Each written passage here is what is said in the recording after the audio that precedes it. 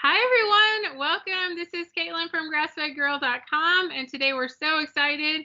We have Amber Wentworth. She is from Lone Star Keto Girl on Instagram. She also does TikTok now, so watch out, Amber.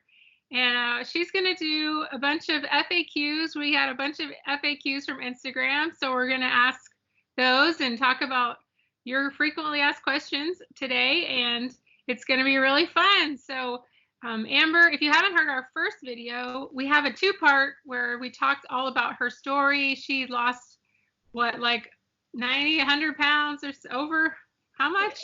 Through the whole journey, half my body weight, so over 120 pounds. Yeah, so go back and make sure and listen to those. She has tons of wisdom from her years of yo-yo dieting, and then she did keto, and she did carnivore for, you almost had your year anniversary. I did. This month was my year anniversary. Congratulations. Yep.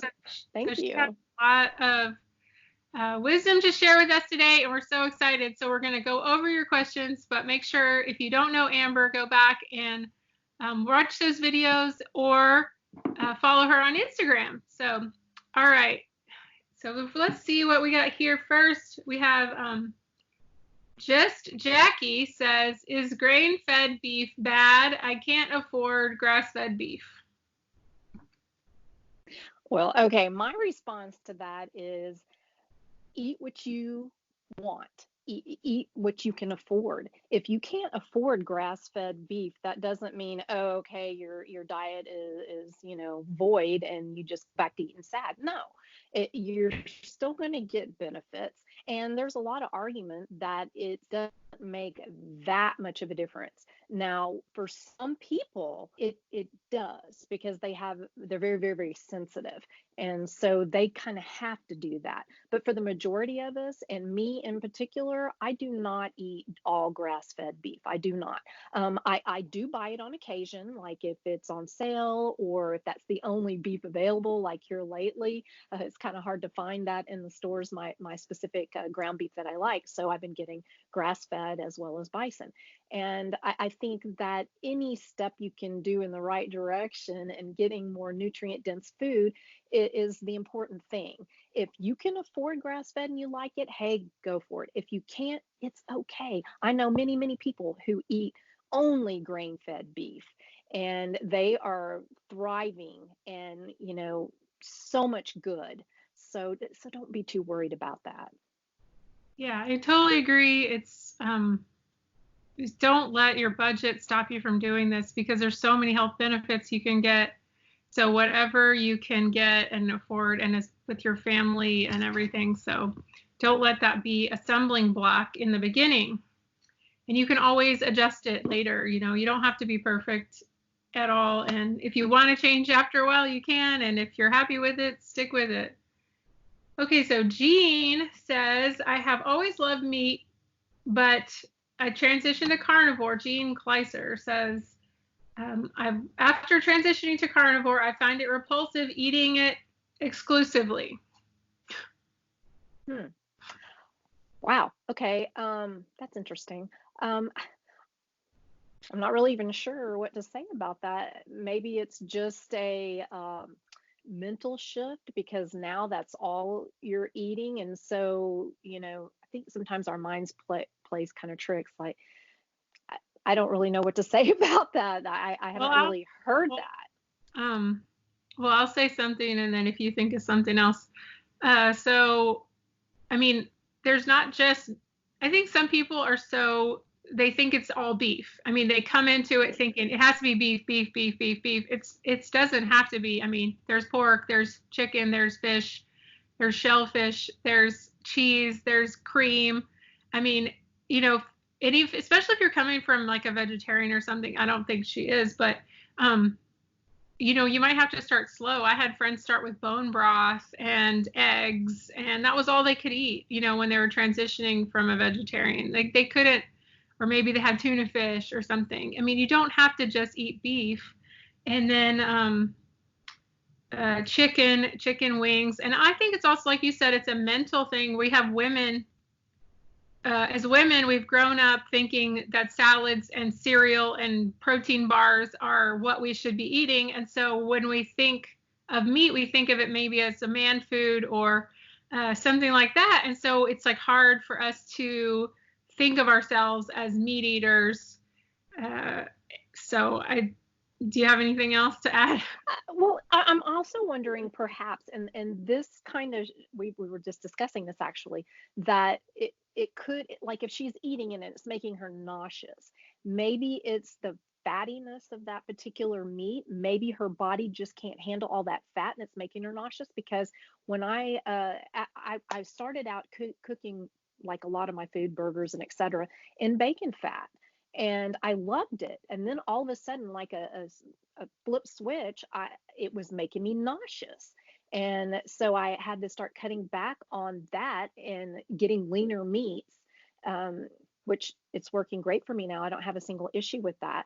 But I'm wondering maybe if it could be something like that, maybe lower some of eat more lean for a while just to see what happens if that's the issue. I mean, Yeah, a lot of people have trouble with the higher fat at the beginning for digestion and stuff. Okay, so this person, Angie Marie Hayes, she says she's starting carnivore with just beef, salt, and water. Like she's coming from maybe keto or SAD, I don't know. What do you think about starting with that strict approach? well, a lot of people think that's a really great idea to go ahead and eliminate everything and then maybe try adding a few things back in.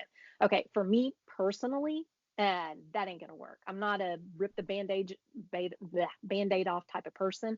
I would have been miserable, cranky, would not have liked that. It just grosses me out to have just salt. And I like meat. It's not that. It's just I like the aroma. I can't stand the cooking meat without spices.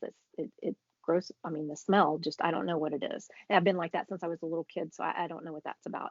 But yeah, I lost my train of thought. So, I mean, I wouldn't start with that either because you're taking already so many foods out that I think it's going to be too, unless you, I mean, even I don't think Michaela Peterson started like that. You know, she started with just meat, I mean, different meats, but then later she discovered, okay, now I need to just eat beef, but it wasn't the first step. So I think that's too restrictive. I think you might give up and especially, I mean, if you have a family, like for me, it helps me to be able to eat chicken with my husband sometimes. I don't crave it, but it's okay. I can eat it sometimes. And also just, I mean, I know now most of us are staying at home and we're quarantined or whatever, but when we do have events starting again, you know, it helps to be able to, if you're at a restaurant, you can get different things and you don't have to be so worried about, oh, I can only have meat or steak or, so I find it, especially dealing with other people, living with other people, it helps to be able to be a little more flexible, to have those choices of pork or whatever is around. I mean, I know down here in the South, Amber's from Austin and I live in Nashville. There's pork, pork, pork, pork, and everything. So it's gonna Yeah. be hard. You're gonna have to stay home mostly and cook. So I think that's going to be a little too restrictive. And I maybe if you have severe autoimmune, you could shift to that, but I don't think you need to start there. Yeah, especially if you're one of those people who need to kind of test the waters. And for me, just cutting all that out, I would have quit pretty quick because I would have been going, ugh, this is terrible. But it's an interesting thing, even with keto. Like as I went around, when I first started keto, I did the keto treats. I did, substitutions for everything. I even made recipes, have a website, all that kind of thing. But then by the time after like the end of my 2 years on keto, I had cut pretty much out the desserts, the keto desserts, and I wasn't doing fat bombs. I just cut out a whole lot of stuff because I didn't care anymore. It just wasn't important. And when I went into carnivore, I started out with everything, the eggs, dairy, all the different meats. And now I've kind of pretty much cut. I at one point I had cut it all out just to kind of see where I was at because I didn't care. I wanted to see if it affected me, specifically eggs and dairy. And it was no big deal. I could have cared less, honestly. But then I decided to add it back in just to see. And I've found that I do have an issue with dairy, but I'm trying to stop that again because I really, really like heavy whipping cream. So that's a problem. But um, what I'm trying to say is sometimes if you kind of gradually start cutting things out here, you just kind of get adapted and you transition and it's not a big deal. You don't care anymore. So it makes it so much easier. But those people who need to quit the cold turkey, okay, that's probably a good approach. But for me personally, that would not have worked. I would have been miserable, hated it. So, to whatever works for you, that's what you should do. Yeah. Okay. This is from Katie Vasquez. Do you notice any difference around your cycle? Or you can say hormones. You notice any difference in your hormones? Well, okay, that's an interesting question for me personally because, I don't know, probably 8, 10 years ago, I don't even remember, I had the NovaSure procedure, which basically burned out the whole inside of my uterus. So I have no clue when my cycle hits. That being said, it's kind of interesting that I have no other signs of the cycle, even though I wouldn't physically have the physical evidence of it. But I don't have the other issues as well. I don't PMS. I don't, have, and I'll be honest, I'm at that age. I'm 53, almost 54 in July. And so I'm at that perimenopausal age. I have no clue if I am or not. I have zero signs of it.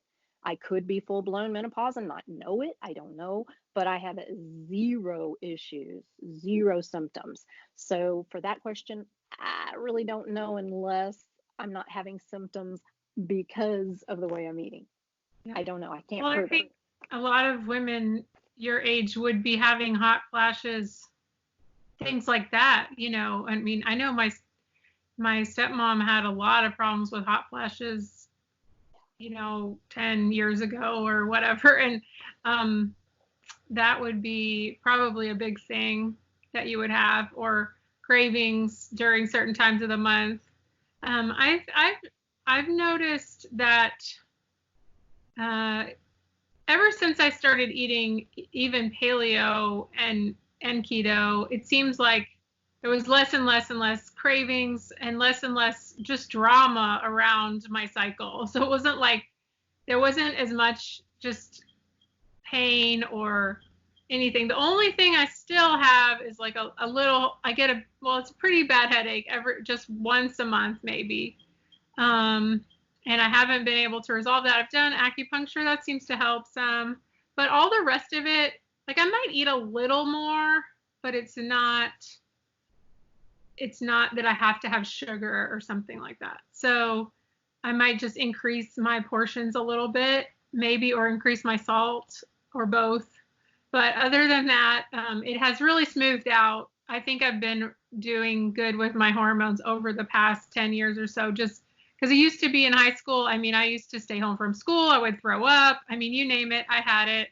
Pain, like I had to have a heating pad. I mean, so if I kept eating a sad diet, then I would be the same way, I'm sure. So, missing work now as an adult or whatever. And I mean, there's just so much less drama around my cycle. So I think that's going to continue. And for other people who are doing carnivore, that's going to help them, or they're going to see that same thing. So you have to give it time, though. It's not going to turn over right away. And also, you have to think about stopping a lot of the chemicals and the perfumes and all those kinds of things. That's a big process, but you got to start thinking about that too, because those can be big endocrine disruptors. So try to clean that up over time. And I have a lot of other info about that. So you can check out my other videos about that. All right. Yeah, I find that I hear this from a lot of people that their cycles are so much better, or all of a sudden now they're regular where they weren't before, and some had even stopped. and now they have their cycles again. And that's where you hear about, keto babies, carnivore babies, whatever you want to say, is because they're more in sync with their hormones, or where they're supposed to be, so they're able to get pregnant, they're able to, function normally. So that's a very common thing. I mean, I personally don't know, but from what I hear, there's lots of evidence for that. So Yeah, and I think a lot of girls or young women are over exercising, maybe starving themselves, not enough fat. All those things are very bad for your hormones. So if you're trying to have a baby or anything like that, or regulate your cycles, then you need to have a low carb and a high fat diet. So um all right. So do you snack on carnivore? For me personally, no. You really shouldn't need to snack. That's the thing. Even on keto, if you're eating the way you should, you really shouldn't need snacks. Um, I mean, if that's something that you just absolutely feel you have to do, number one, I would kind of look at, are you eating enough? Are you getting some fat in there? Maybe you need to increase the protein. A lot of people are scared to death to overeat, and I know there are those people in carnivore who are binge eaters that can actually overeat meat. I am not one of those people. I was, a binge eater too, but for some reason meat I cannot overeat. But I still think a lot of people have that fear that, too many calories, too many calories. So they don't eat enough. And not eating enough can be just as big of a problem as eating way too much. So I think people need to really focus on being sure that they get enough. And how do you know? This is what has been told to me. And I've actually experienced this, where you can't physically chew another bite. Like you don't want to swallow it. Like you're just done. And I've experienced that, and I get that now. I would have said, yeah, right. But there is a point for most people. There are some exceptions, yes. But make sure you're eating enough. I just really don't feel you need to snack personally. That's my opinion. Yeah, I totally agree. I think some people, it's kind of worn out. Everybody says 2 pounds, but 1.5 to 2 pounds just gives you like a ballpark where to start, and you can always change it based on your own preferences. And it doesn't have to be, we're not talking about lean turkey breast, so it's not fat free. I think people misinterpret that, like that you're eating 2 pounds of of a chicken breast. That's not what we're saying. You're going to have a lot of fat in there too. I think you should eat fatty cuts, especially at first, until you learn how you feel and everything. But so if you're not eating about that much when you start out, I think you're going to be shooting yourself in the foot. And then you can always, like Amber said, she's liking more lean things now, but that wasn't how you started. No. So you can adjust. And now I don't think I eat 2 pounds, but sometimes I do. But I don't eat as much as I did when I started, maybe. And it just depends. If I go somewhere and there's a big, huge steak, I'm gonna finish it probably, but it just depends. So, but now I know myself. I'm not worried about under eating. And sometimes if you do eat something and then you're still hungry like 30 minutes later, I wouldn't consider that a snack. I would just think, well, you just didn't eat enough, and you just need something a little more, something else. So, all right. So next one is Ellen Dennett, I think. How are you going to keep up this lifestyle during the coronavirus? Well, I'll tell you, number one, if people would just chill, they'd be able to restock everything. There's really not a shortage. It's just they can't keep up with the demand. They can't get enough deliveries. It's not that, oh my gosh, they don't have anything. So, people would just got to chill on that to be all right. But lucky for me, I have a family of hunters. So I have a freezer full of venison and elk and wild hog, that kind of thing. But we go to the store every couple of days, and we'll pick up like 2 pounds of hamburger or whatever it is, and keep it stocked. Number one, not because we're hoarding, we just get a little bit at a time. But we have my daughter and her family next door, and I have a son who works during the new store hours. And so it makes it very difficult for him to, keep up with things. And he's kind of run out of his wild game, that because he decided to start the carnivore diet, like, I don't know, probably 3 weeks before all this mess started. No. And so he's a, young, he's 26, he's a UPS driver. So he's exercises all the, he's always going. So he eats a lot is what I'm saying. So he went through his wild game really quick. And so now he's like, oh, crud. So we kind of keep a little bit of that on hand. But personally, if you can designate one person to go to the grocery store every couple of days and pick up, like around here, we have limits. Like you can only get 2 items of, ground beef or 2 packages of chicken. And it may even be less now. I don't know. But just go every other day and just pick up a few things. You don't have to like take everybody's food, pile it in your cart. But it just kind of a little bit at a time, just to make sure you have some backup. And you can also do stuff. And from what I understand, a lot of the shelved stuff is what's going more than anything, like the canned chicken. I know Sam's has some actually pretty decent it's like canned tuna, but it's chicken and it's pretty decent. I mean, I personally am not going to eat that, but if there's nothing else and you can get a hold of that, might be good to have on hand. I guess my best advice is to have one person go out every couple of days and pick up a few things. That's my thing. And freeze it. I mean, meat's great frozen. It's not a problem. Yeah, absolutely. I mean, I just made a video about this, so go and watch that video. I showed stuff I bought, and I bought some stuff before because we kind of knew this was coming. So I went to Sam's and Costco, and I didn't hoard. I just bought the stuff I would normally buy, but I have a deep freezer, and so yeah, I'm not going to stop doing it. And then yesterday I did a click list at Kroger. So you just pull up and they put the stuff in the back of my car. And it was about a 3-day wait because all the things are now on a wait, all the delivery things. And but whatever. I needed it in 3 days too, so like, what's the difference? So I got like 6 ribeyes yesterday. And then you can always I have a butcher box link down below in the description box. There's a lot of mail order services that you can do, and local farms. Oh yeah, my parents actually, like a week ago, they went out to a local farm and they bought a bunch of stuff. The guy had like an outdoor, freezer and everything, and he was just selling it. So they didn't have to get close to anybody, and they just bought they got me a bunch of beef tongue, and they got me some sausages and stuff. So yeah, that's a really good option. Soon, I know a lot of the farmers have shifted to delivery now because like around here, our farmers markets are going to be starting up soon. But if we can't have farmers markets, then I know a lot of them have shifted to delivery. So you can find that on Eat Wild.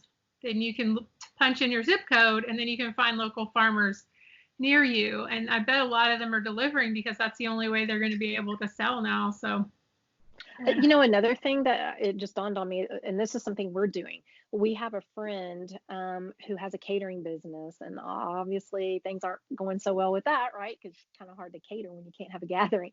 But she is still selling the barbecue, and I think with this new thing that new ordinance they passed or whatever, that she can still do this. But you can order like a brisket and freeze it, already cooked brisket that or chicken. We're going to get, like some decent amount of stuff. Number one, it helps her because she's out of a job right now. And so we're trying to support local businesses as well. And plus make sure that we have enough for what we need in case this lasts way longer than expected. And, that's perfectly fine to freeze a cooked brisket and then, use it again. So if there's somebody who's doing that, I think that's a great idea because it helps you and them. So. Oh, that's a good idea. Yeah. And a lot of the restaurants are struggling and a lot of them have to go. You can order to go, and I'm sure a lot of the places have barbecue to go and things like that. So yeah, there's a lot of options. It just depends on how much money you have, how much you spend on eating out. So and you can always eat the cheaper cuts too. Eat the big tube of ground beef and things like that. That's what my sister eats because she has 4 people to feed, and she just goes. Sam's Club, I think, has a pickup thing. So she does that, and she just pulls up and picks up. All right. So Sue, let's see. Sue Kirsch says, my A1C went from 5.3 to 5.8 on Carnivore. So this is kind of a hard one.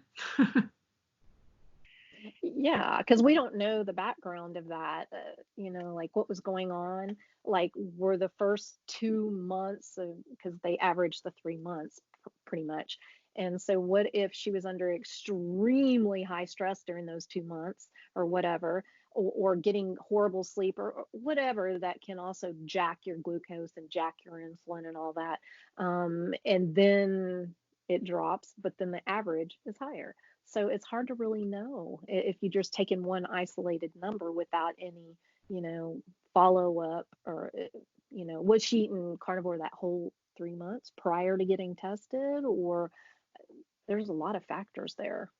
Yeah. And I mean, I think it could have been maybe she lost her job, or maybe, a family member died, or there could be a stress. I know our colleague Carnivore Yogi has a stressful living situation with a special needs daughter, and she has shown that as soon as she has a stressful episode, her blood glucose shoots up, and it's like that's a real life indicator of what's happening inside of your body. And so don't discount the stress that could be.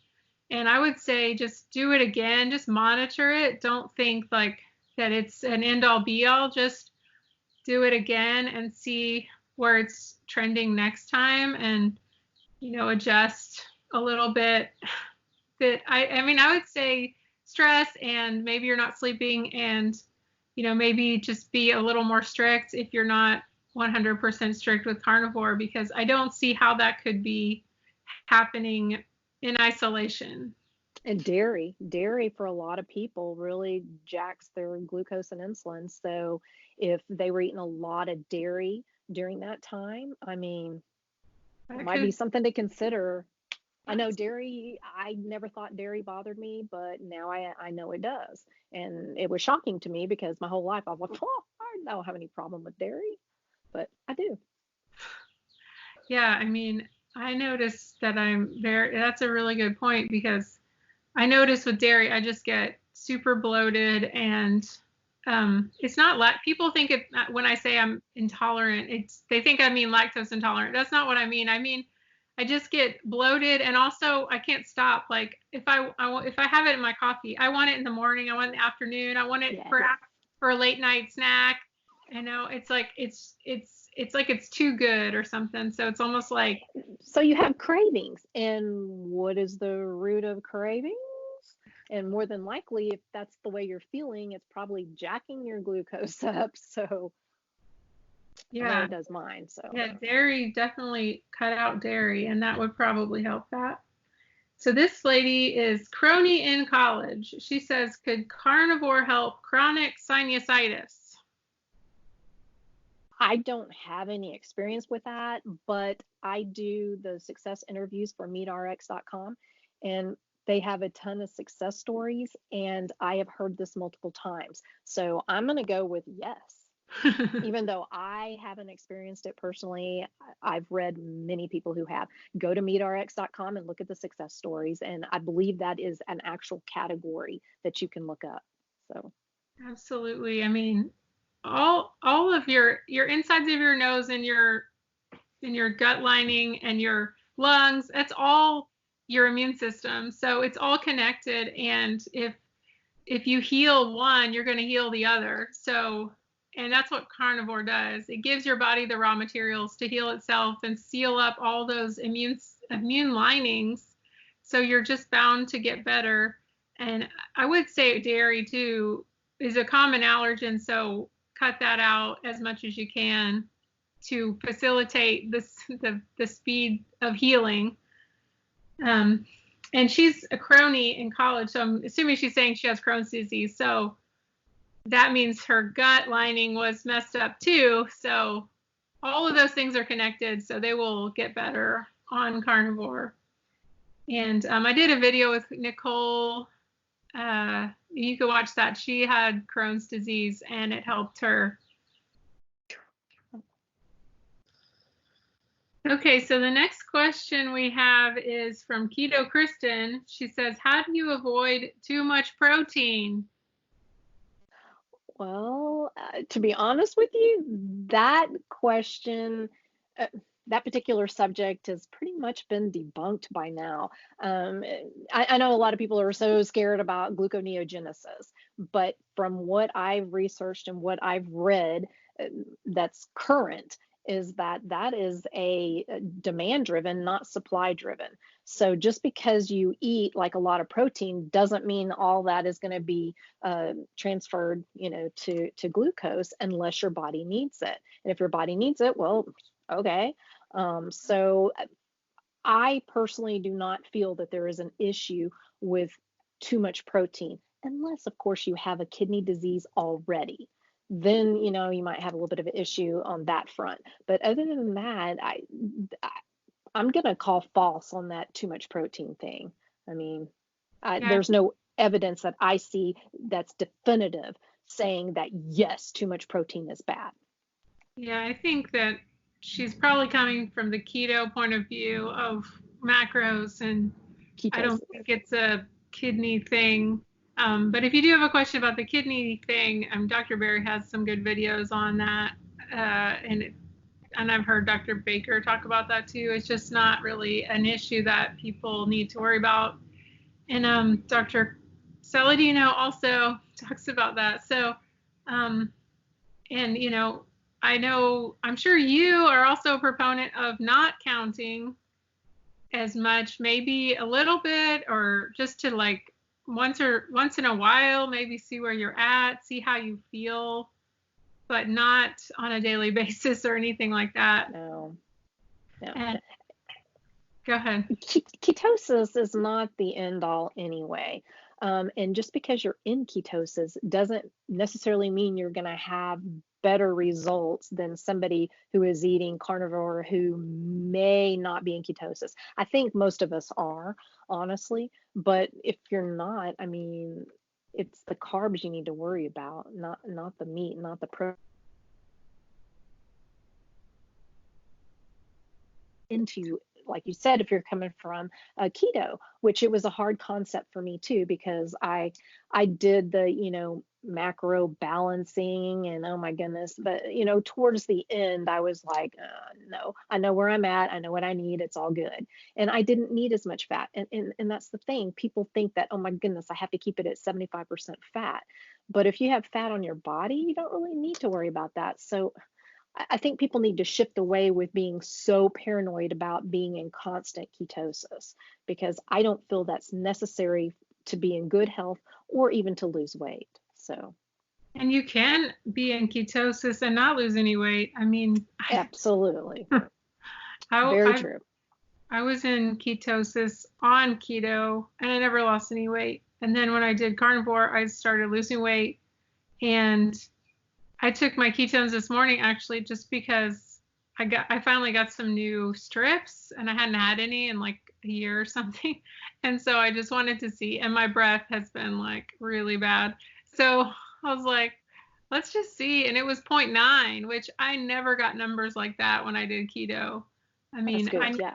I could hardly break a 0.5 who cares? But like for me, that's probably deep ketosis, And I mean, I ate some steak last night and some eggs, but I mean, I noticed if I eat like eggs or cheese, I've been eating more goat cheese, not regular cheese, but my ketones, I can feel it. I don't have to measure it. Right. Exactly. If you feel good, you have energy, you're good. I mean, personally. Yeah. So when I was on keto, at first my ketones were really high. Like in my blood glucose was low, so it's not a ketoacidosis thing. So man, don't even go there. But it was up into sometimes the 6.0 for ketones. But as I got closer to the end of my keto journey before I transitioned into carnivore, it was like, you know, hardly registering. It wasn't even nutritional ketosis anymore, and I was eating stricter. And I don't fool myself. I know what I do, and I was strict. I wasn't cheating. I wasn't whatever you want to call it, and I kept dropping keto, and I'm like, what in the world what is going on? But from what I understand, there is, the thing where your body is more efficient at utilizing those ketones. Some people will argue that. I don't know what the real truth is. I'm not a scientist. I don't know, but it makes sense to me, because if I was being stricter with cleaner, I should say cleaner on my keto plan, then why was my ketones not continuing to stay super high? So it makes complete sense to me. And on carnivore, it kind of was already low to begin with, like I said, when I transitioned. So it stayed about the same. And I haven't measured it in a while, so I don't know where I'm at right now, but I've kind of shifted away from that being the big deal. Oh, you must be in ketosis or get that fat up. If you're having good energy and you feel good and you're getting the results that you want, don't worry about too much protein. Don't worry about being in ketosis. It's all good. I think the only reason you would want to tweak it and worry about it too much is if you were really having a problem, like you couldn't sleep, or you were feeling nervous, or you were just really stalled out. Then you might want to look at what you're eating and your ratios and things, and maybe adjust. And a lot of times it's an electrolyte issue too. Well, on that same note, what are some of your, if you guys don't know, Amber's a Meat RX coach. I should have said that at the beginning.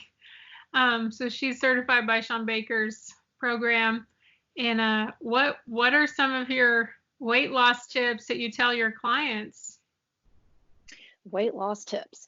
Okay, if somebody is not losing on carnivore, there could be a couple of reasons for that. Number one, the fat is too high. And like I said, my age group tends to need a little bit less fat. That doesn't mean everybody, but as a general rule, you need to lower that fat. You may be just eating way too much fat. And also the addition of butter to everything, kind of watch that too. A lot of people do that. And the biggest thing is dairy. People get that out of control. And I know, because I did it. And I'm a pretty strict person. I'm not kidding you. And so if I can get out of control after I totally, dealt with the whole food addiction and everything, and then I was like, oh, let's add dairy back in. And then my whipping cream, I put, a tablespoon in. Next thing you know, it's 2 tablespoons. Next thing you know, 1/4 of a cup. And then it's like, oh, hey, let's make some whipping cream in my little canister, that has the NO2 cartridges, and put some on top too. So I was doubling. I'm not kidding you, and it was addicting. You can ask my mom. She would be just like, what are you doing? And I'm like, I'm putting more whipped cream on the top of my coffee. It just got out of control, and I'm not like that. Or I kind of, got over that. And then here it happened all over again. Huh? Just squirt it in your mouth. Yeah, okay, I'm going to be honest. I did do that. It's terrible. But dairy can be a problem for some people. And I know that triggers people, because they're like, well, dairy, I'm not saying dairy's bad. I'm just saying a lot of people have issues with that, and with cravings, and, inflammation too. And that can keep you from losing weight. Well, we know that. And so between the two of those, really, really watch the dairy. That's my number one thing I tell people. And then, kind of see where you are with the fat. Some people don't need as much fat as others. It's just a fact. So, I know the bulletproof coffee, that kind of thing, can get really out of hand. Yes. Even if you're not using cream, you could be putting butter in your coffee. Oh, yeah. Some people still do MCT, I don't know, but things like that. It's kind of back to the same. It's like drinking Coke or something. You don't feel the calories until you're on your butt or whatever. So, and I saw something the other day where a latte, if you get a cream filled latte, so not a milk latte, but a heavy whipping cream latte at Starbucks, it's like 1,000 calories because it's like 3/4 of the way heavy whipping cream. Yes, So you think yes, yes, you're avoiding the sugar, but you're adding 1,000 calories to your day. And I mean, I'm not a big calorie me person, either. but adding that on top of most carnivores I talk to eat about 2,000 or 2,500 calories just kind of naturally. But if you're adding that on top and you don't even really feel it or realize it because it's just Exactly. that can, Drinking those calories, and calories do matter to a degree. That is not the whole picture. That's part of the picture. But I mean, like you said, if you're having two of those a day, that's 2,000 calories. I don't even eat that in food a day. I'm not a very big person, and so I don't need as much as some other people. I get full pretty easy, and here lately, I don't know what my deal is. I think it's kind of a slight maybe depression, being, I'm an extrovert, and so being closed in and not having any outlet, it's really affecting me. And I get full off of like half of what I was prior to this for whatever reason. I don't know. Maybe something else is transition. Maybe it's a stress. I don't know what it is. But yeah, it can. yeah, I Yeah, don't know why you would be stressed out during this time. can't Um, imagine. the thought of pandemic and death worldwide. Um, but the other thing, yeah, I mean, I was excited about our call just because I'd have somebody to talk to. I know, right? I know. I feel you. So, yeah, I mean, and the other thing about weight loss, I mean, I have people ask me this all the time, and that's a good thing. The stress, I mean, we're all under so much stress right now, and then we're eating more probably because we're stuck in the house. But you are allowed to go out and walk. You are allowed to exercise. You just can't be in public spaces. I mean, groups. I mean, you can go to the woods or go to a greenway or, I mean, I walk around my neighborhood a lot just for getting that fresh air and all that kind of stuff. But yeah, definitely the dairy and electrolytes. And even I was talking to Dr. Berry the other day, and I mean, he was saying people have lost weight after they start taking iodine. So, I mean, it's something Huh, you could try adding in just a little bit of, he why said that not? the Lugol's iodine. And I mean, watch his videos about that. He has a lot of videos about that. So, I mean, why not? Especially for women, that's a big deficiency that we have. Very true. So you're sleeping and your job stress, all those things you kind of have to figure out. And like I said before, the endocrine disruptors with the different chemicals and stuff, I mean, it's might as Right. well be something you could clean up. And it's not just what we eat, it's so many other things too. And then after a while, if you try everything, you could always work with a practitioner or somebody to do more like functional medicine testing and stuff like that. Most people do clear up. And also, I think we have this unrealistic body image that we're trying to achieve. It's like True. my dad is a big guy. My mom is not a small person. I mean, she's kind of smaller now that she's older, but she's lost some of her bones or something. But I come from tall people, and I'm never going to be your size. You're 100 pounds or 90 pounds or something like that. She's No, five. more than that, but I'm only 5'2", so I'm not Yeah. really, I mean, we have this unrealistic. I mean, True. you're never going to be Heidi Klum, me either. I'm just a bigger person um, than that. So you have to look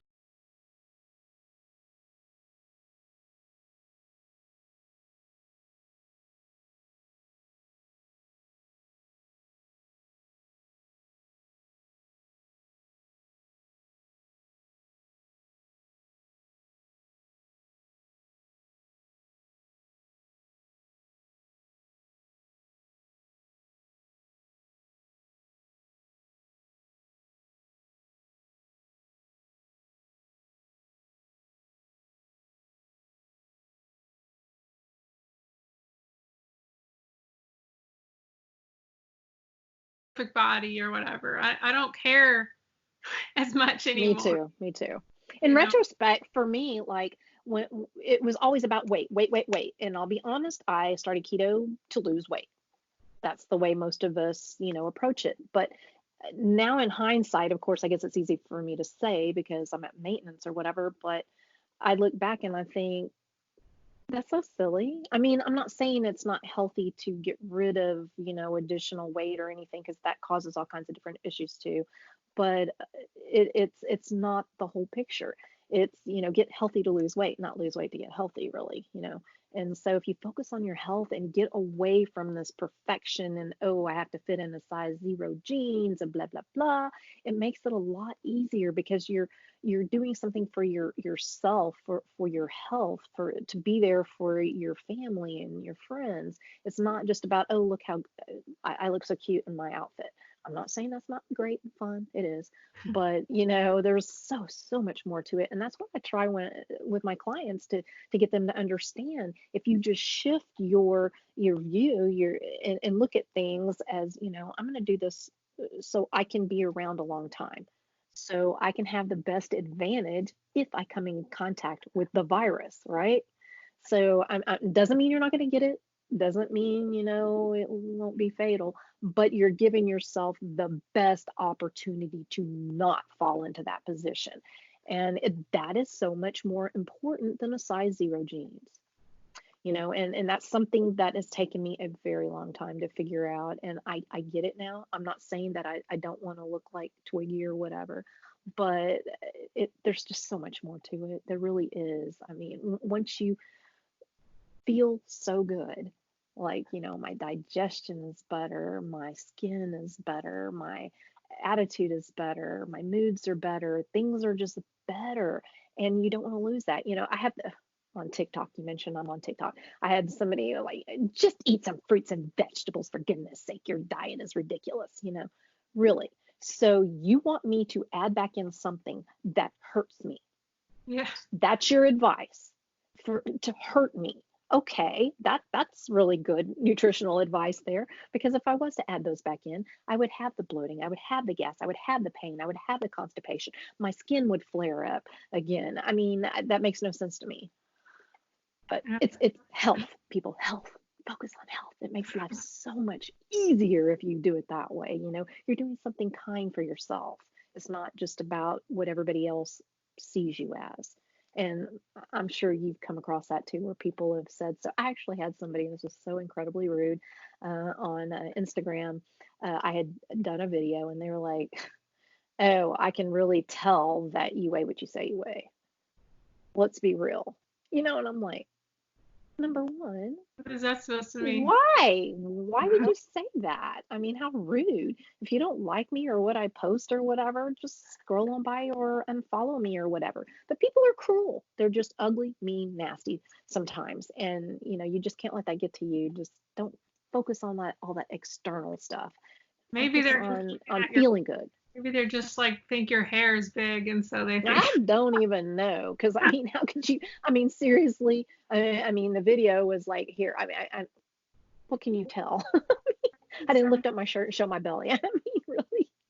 Yeah, Yeah, whatever. if you've ever seen, I'll put a picture of Amber on the thumbnail. She's really tiny, so she's not faking it. So, well, I think Whatever. that's a good place to stop. What, where can people find you on MeatRx and all that?